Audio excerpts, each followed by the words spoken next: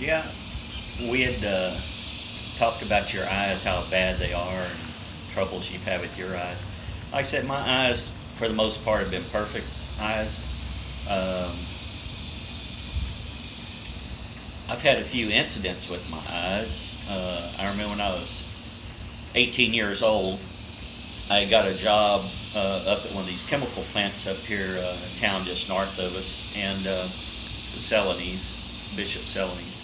And anyway, I was a welder's helper at that time, and they would weld up all the pipe in that factory, and then I would go in and grind out the bead, make sure it's all cleaned up and everything, so that they could go in and start welding it again. Well, during some of the times that I had was grinding a pipe, I don't recall if I was looking up when I was grinding or what the deal was.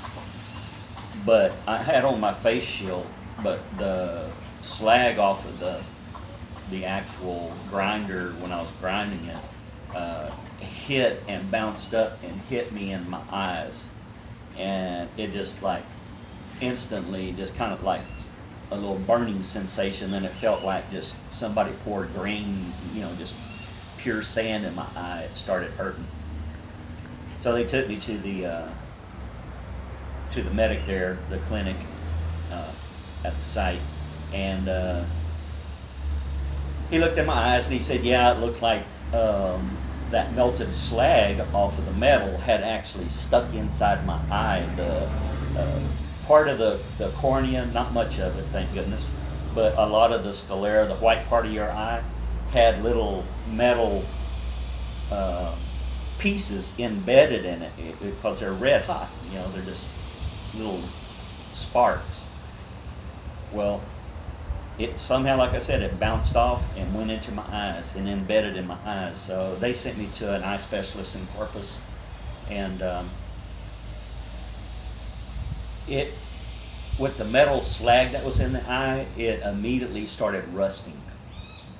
And so the doctor, his name was Jack Sahady, I remember him, and there was Sahaki and Sahady, the two eye specialists.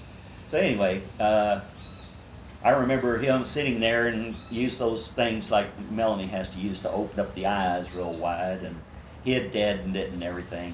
And I could see he had a little drill. It's like on a little machine, had a little drill, and he would I could see the little drill coming right towards my eye, and then you wouldn't see anything. It was just, and he was going along, and it was actually cleaning out that slag and the little rust rings that were in the eye. He was actually removing that stuff like with that little drill, clearing it out. And he did that to my eyes and gave me some antibiotics to put in my eyes and everything, and I was good to go. The eyes heal so fast. And but it just felt like for a while that it just had sand in my eyes. The scarring, it was rubbing against my eyelids, and it irritated me, and my eyes are so sensitive. I could never wear contacts in my eyes. And I've had weld burns. I'm sure some of y'all have. The arc welder, certain rods that were used, just the little flashing that would happen, you wouldn't even be looking directly at it. But my eyes were so sensitive that I had little blisters all around my eyes, and it just, you can't even keep your eyes open. It's hurting so bad. Your tears, and that train's making a lot of noise. We may have to wait for the howling to get over. Well, maybe not. They didn't blow it again. So anyway, had those issues, and then another time, idiot me. Yeah, I wasn't wearing any safety glasses or anything, and it happens quite often. I don't know why. This particular time, it just happened to ricochet just right. I was nailing some wood to a ceiling out a place that I was working at, and when I thought I got the nail started in fairly well, and so as soon as I I was looking up and I hit it like that. It glanced off. That nail shot right back, hit me right in the eye. And it was like, I thought it was like embedded in my eye, but when I looked down, it fell out. So it must have been partially stuck inside my eye. My eye just immediately started gushing. I thought, oh Lord, I popped my eyeball, you know. I could still see it and everything, but it was just like gushing out, just water. I was tearing up so bad. And Well, that was back when my eyes were not so bad, and I was at school, and I left school. I don't know how you got home. I guess you drove I yourself. drove myself. Yeah. And I drove you over to I Corpus said I need to go in. to that same eye doctor that I went to that saw the swollen optic nerve. Right. And can you tell us then what happened there? What did he tell you or do? It just that it didn't it did puncture the sclera. It did put a hole in it, but it wasn't like, you know, it's just going to squirt out fluid, because it's your eyeball fluid is not just like water. It's kind of a gel. But anyway, all the tears is what it was. It was just gushing tears. But he cleaned it up and everything, and gave me some antibiotics and patched it up.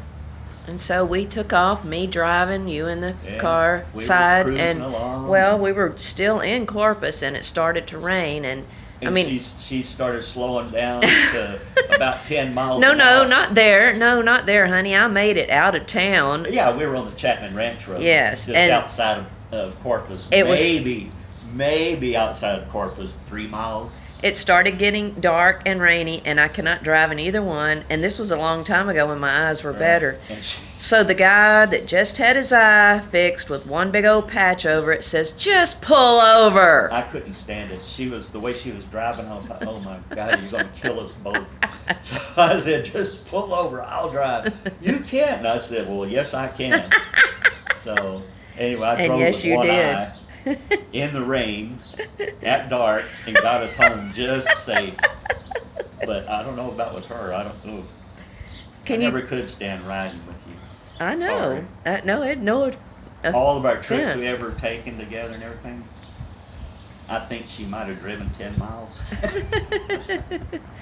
I couldn't see good enough, I honestly. said, well, honey, you're on the interstate. We're all going the same direction. You know, just don't run into anybody. And she couldn't do it. Oh, well. Some Anyway, people don't so like that to was- drive. That was part of my eye issues. Other than that, my eyesight's very good. I am starting to develop some cataracts according to my optometrist. But my brother just had his cataracts, or one of them, removed this morning. And he's doing okay. So, Well, you might not have any more eye stories to tell, but would you be interested in sharing your story about having a motorcycle as a young male? Maybe someone can learn something. well, from way back when I was just a kid, I mean, probably 10 years old, my oldest brother had a little Honda 50. This was like in the 60s or around 1970, something like that. And Well, if you were 10, that would be 1967. okay, so somewhere in that area. Yeah, it was in that area because he had bought it to go from here to Kingsville to college. Oh. And Was that his first car or motorcycle? Yeah, and that little motorcycle wouldn't go over 55 miles an hour. You know? And but anyway, he went on to Vietnam and things like that, and left us that motorcycle. And oh man, us kids, we loved that thing. We'd ramp up the culverts there at the house, and you know, did all kinds of stuff. So when he was in Vietnam, it was the three boys, you, Vern, and Vance, and your sister Sandy, who was Yes. about 8 years older than you. Yeah, she was. I think she was possibly going to beautician school. Yeah. You know, in Corpus Christi, and yeah. So back to the motorcycle Right, story. the motorcycle thing. We had fun like that, and then probably in freshman in high school, perhaps. And a friend of mine and I were on a motorcycle and we had an accident. And I was pretty jammed up. My whole back, I couldn't walk for months. And thank God we had a good chiropractor, because the doctors basically gave up. They couldn't do anything but medicate me. So the chiropractor worked on me for like 6 months, and several times a week, and got me where I was walking and everything, and got where I played football again and stuff like that. So But you missed like how much school? Months? Huh? Months. anyway, well, part of it was through the summer, so it wasn't a whole lot during the fall that I had to miss. But anyway, after that, I guess I was Well- what, 19, I guess, when I got. But still on that story, I mean, you were laid up in bed and your mom had to do everything, right? I mean, you were in a bad way. Yeah, I couldn't do anything. I had to lay on plywood, to keep my back, try to keep it straight. I mean, weren't you terrified? I know your mom was. Yeah, I mean, Did you think you might not ever walk again? well, it was tough. It was just, I was bent. My whole body was bent. My bones were all out of whack. Like I said, he worked on me, and like I said, in 6 months' time, I was, doing so much better. But yeah, I guess I was 19. I got a motorcycle. I had a Suzuki 750. It was a touring bike, had the radiator on it, things like that. That was the bike that I had when you and I met. I thought it was hot. He would come to pick me up, and I said, "You have to come in your car, because if you come on the motorcycle, my mom won't let me go." But so we went to your house and got the motorcycle and went anyway. Yeah, we'd ride around, and she was like, and that was a heavy bike. I mean, that thing probably weighed 800-900 pounds, and she said something about, and it had a sissy bar on the back, and had the pedals up, because I would roll my backpack or whatever I was taking, and I could lean back and put my feet up on the kickstands, and ride And oh yeah, he was hot ride looking, for ladies. miles. I rode. He had them cowboy boots clicked up in there. Ooh-wee! I'd ride up into Missouri, Well, that was all before we met. yeah. But But you never had any accidents after one terrible motorcycle accident? I flayed it over when I went through an intersection. There was a big oil leak or something. I was in San Antonio, and I took off in the turn lane and was going. And when I got about halfway through the intersection, it was like a puddle of oil that I went through, and it just came out from underneath me, and skint my knees all up. But because I had that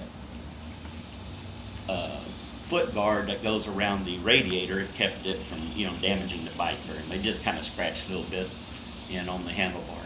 But I picked it back up and got back on it and drove off and parked in a parking lot and kind of recouped myself. That was a wild feeling though. Yeah. But I haven't had a motorcycle accident since that one. And so, to anyone watching right now, no, our boys were never allowed to have a motorcycle, allowed to not have as long one. as they lived here. And I don't guess they've ever bought one. I No. don't recall. Well, Jason and his little scooter. Yeah. He hasn't shown himself on there. Jason, you need to show you riding around on that more. Yeah, but other than that, no. Motorcycles were a lot of fun, but they are very dangerous because of the other people. You can watch for yourself, but you can't watch everybody else. So when you were young and had that accident, was it your fault or someone else's fault, or was it No. weather related? It was my fault. Oh.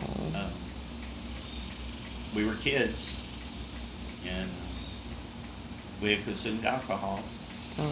and we ended up wrecking, and like I said, it messed me up the worst.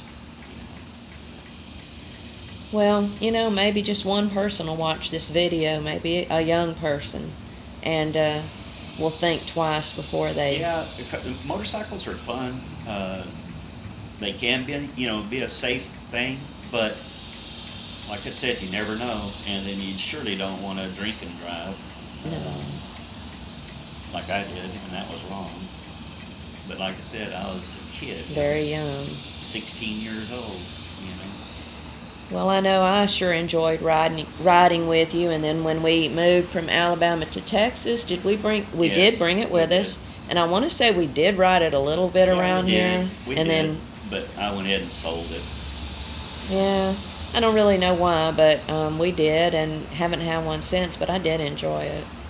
It's a lot of fun. I'd rather get me like a little side-by-side or a four-wheeler or something like that. So we can ride to Dollar General in it. Yeah.